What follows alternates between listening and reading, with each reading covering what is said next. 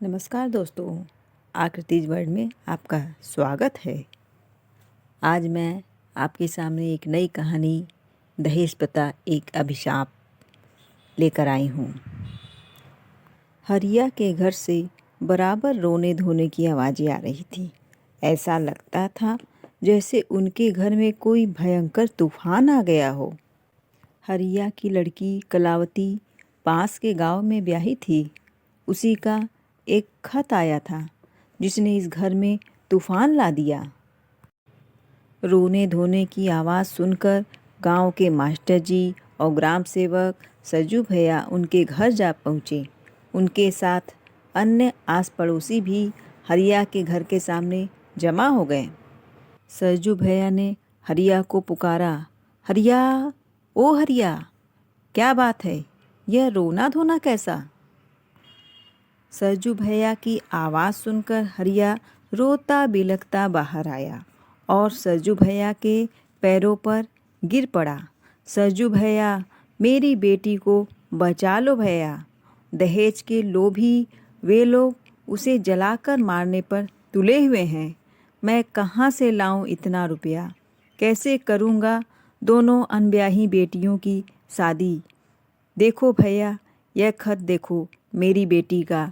उसे मार मार कर अधमरा कर दिया है पिशाचों ने और अब उसे जलाकर मार डालने की धमकी दी है।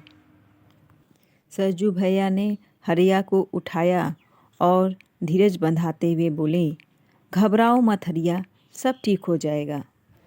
मैं खुद जाऊंगा तुम्हारी बेटी के ससुराल और सब कुछ ठीक कर दूंगा।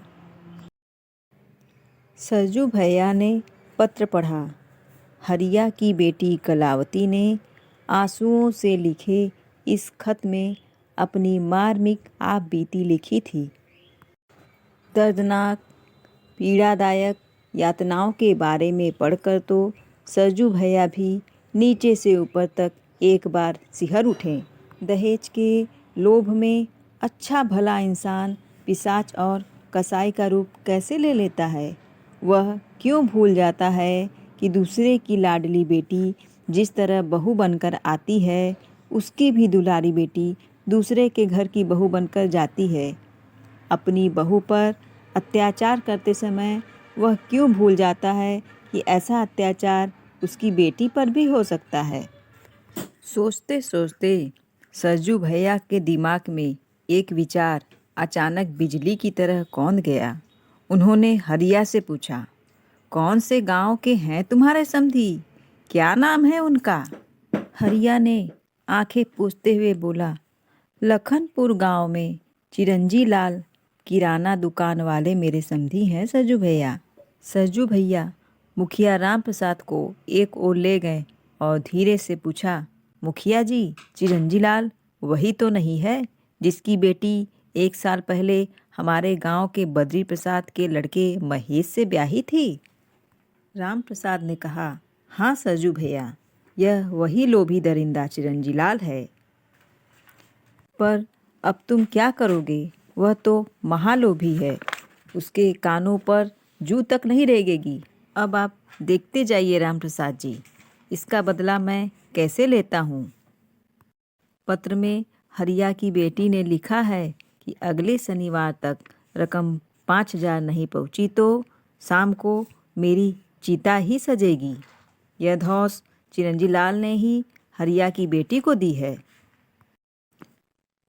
सज्जू भैया भीड़ चीरते हुए फिर हरिया के पास आए और बोले, तुम बिल्कुल चिंता ना करो हरिया, तुम्हारी लड़की को कुछ नहीं होगा।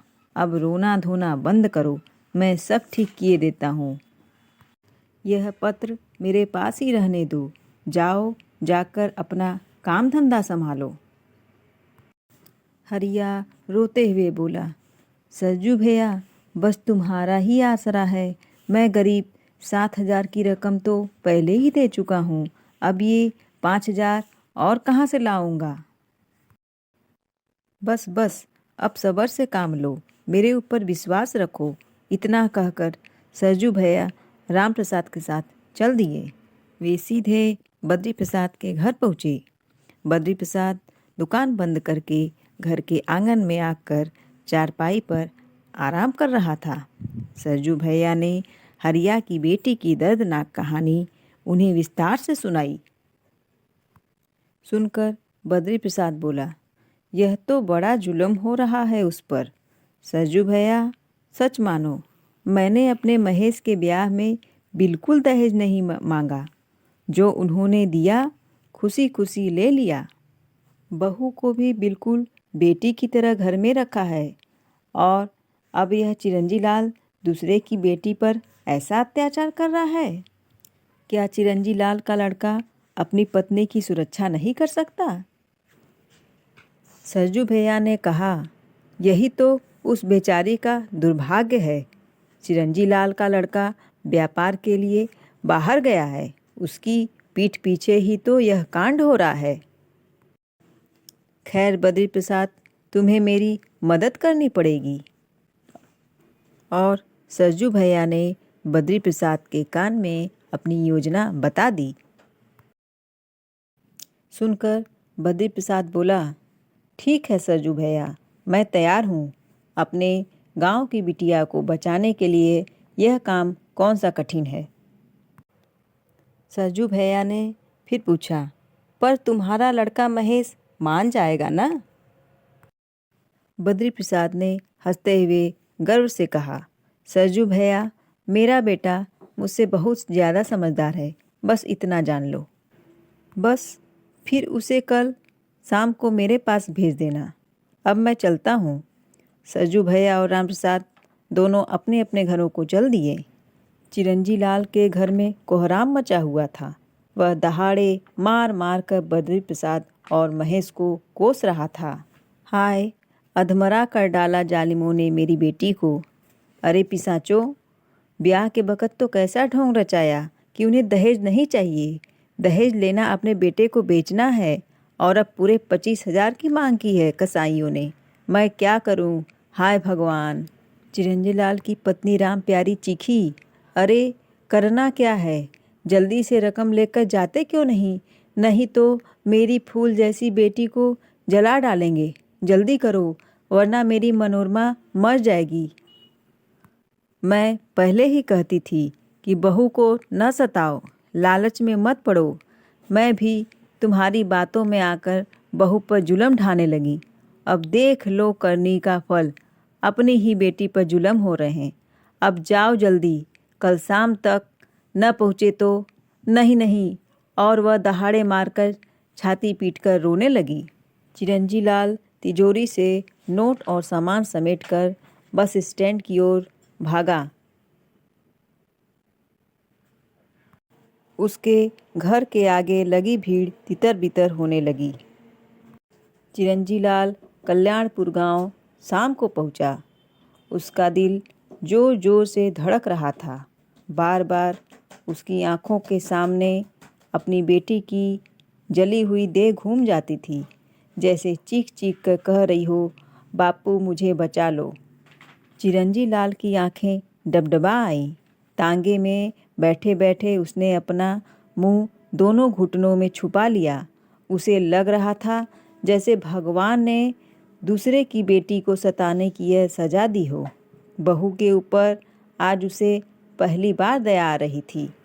गांव आते ही वह तांगे से उतरकर बद्री प्रसाद के घर की ओर लपका। तभी 2 गांव वाले बातें करते उसके पास से गुजरे। एक बोला, बेचारी तड़प तड़प कर मरी, पूरी जल गई थी। हाँ भैया, दहेज का भूत अच्छे अच्छों को राक्षस बना देता है। बद्री प्रसाद भी आखिर राक्षस बन ही गया। दूसरा बोला। उन लोगों से ये बातें कान में पड़ते ही चिरंजी लाल के पैरों तले जमीन खिसक गई। उसका शरीर थर थर कांपने लगा, आंखों से पानी बह चला। वह लपक कर उनके पास पहुंचा और बोला, भैया, अभी अभी आप लोग किसके जलने की बात कर रहे थे?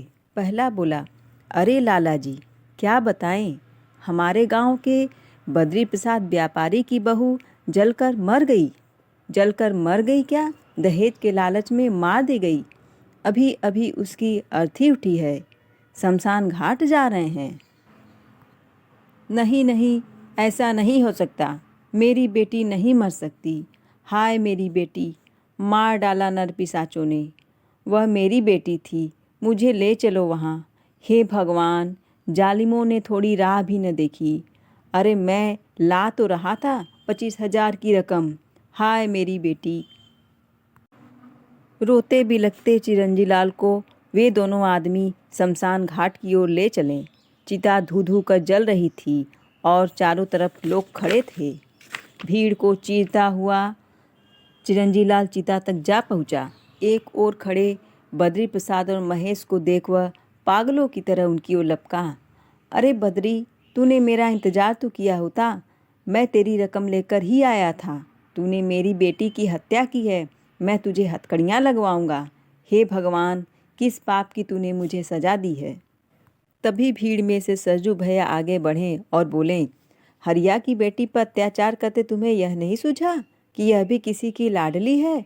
हरिया से दहेज मांगते तुम्हें शर्म नहीं आई? और अब खुद पर बीत रही है तो कलेजा फाड़ फाड़ कर रो रहे हो। चिरंजी लाल अपना सिर पीटते हुए बोला, इसी की तो मुझे भगवान ने सजा दी है। हाय मेरी बेटी, तुझे इन लोगों ने नहीं, मेरी करनी ने मारा है। बहू पर अत्याचार की सजा तुझे भुगतने पड़ गई। मेरी बच्ची, न दहेज के लालच का भूत मुझ पर सवार होता, न मुझे यह दिन देखना पड़ता। अब मैं तेरी माँ को क्या जवाब दूंगा। हे भगवान। तभी बद्री प्रसाद बोले, दहेज का रुपया लाए थे? हाँ हाँ, लाया था। अरे हत्यारे, ले यह रुपया। और चिरंजी लाल ने चीखते हुए नोटों के बंडल बद्री प्रसाद के ऊपर दे मारे और बिलखता हुआ बोला, अब है हिम्मत तो लौटा दे मेरी बेटी। लौटा सकता है? बोल। हाँ, यह लो तुम्हारी बेटी। हरिया भीड़ को चीरता हुआ चिरंजी लाल की बेटी को लेकर आगे आ गया। अपनी बेटी को जीती जागती खड़ी देख चिरंजी लाल भौचक्का रह गया। दूसरे ही पल दौड़कर उसने उसे छाती से चिपका लिया और बिलख बिलख कर रो पड़ा। सरजू भैया ने चिरंजी लाल के कंधों को सहलाते हुए कहा, आओ चिरंजी लाल, घर चलो। फिर वे बद्री प्रसाद से बोले, चलो बद्री प्रसाद, अपने समधी को घर ले चलो, बहुत हो गया नाटक। सभी अब बद्री प्रसाद के घर आ पहुँचे थे। चिरंजी लाल सिर नीचा किए बैठे थे। चारों ओर गांव वालों की भीड़ लगी थी।